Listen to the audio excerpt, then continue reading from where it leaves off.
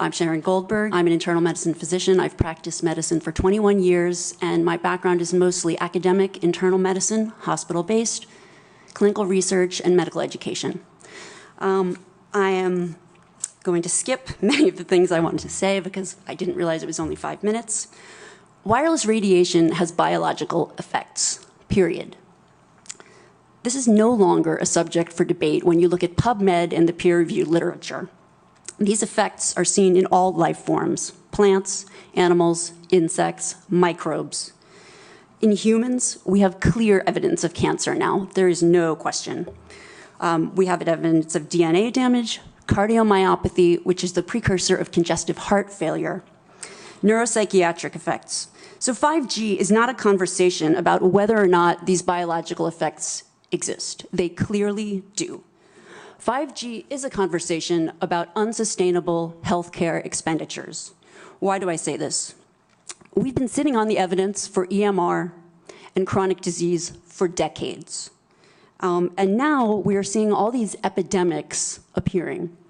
So diabetes is the first epidemic. I think most of you know the statistics. They're very scary. 1 in 3 American children will become diabetic in their lifetime, and if they're Hispanic females, the number is 1 in 2. Okay. So what does this have to do with wireless radiation?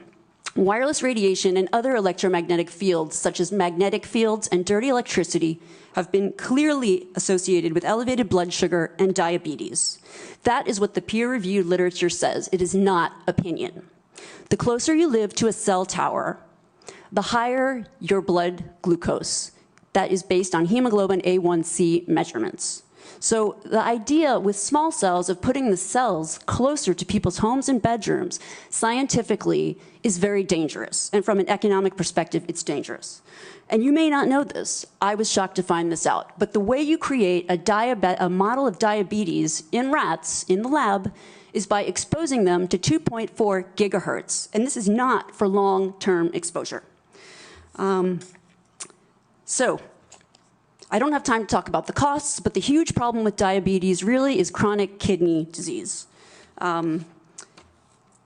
End-stage renal disease, the worst complication of diabetes, leads to hemodialysis. Hemodialysis is an automatic qualification for Medicare.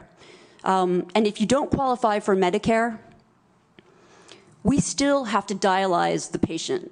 And the state ends up paying in many different instances. So renal failure is 1% of Medicare, but it takes up 7% of all Medicare expenditures. I don't have time to talk about this anymore, but once again, so the other epidemics that clearly link from the science with electromagnetic radiation are related to mental health. And this is straight from PubMed. This isn't my opinion, this is science. Dr. Okay? Goldberg, for those of us who aren't physicians, what is PubMed? I'm sorry. It's just it's our National Library of Medicine. This is where you would go. This is just the peer-reviewed literature. So we have 3 epidemics that clearly, they're essentially one epidemic. We have deterioration of mental health in the United States. And if you look really at the science, what does it show? And these epidemics are our suicide epidemic, epidemics in violent, shootings, and the opioid epidemic. And I don't have 5 minutes is not the time to talk about this. This is in the peer-reviewed literature. I have a file to submit for the record, but these are facts. These are things that have just been glossed over by the wireless industry, and I really don't have time to talk about them in 5 minutes. I wish I did. But we need to examine our epidemics in the context of our EMF exposures. What does that mean?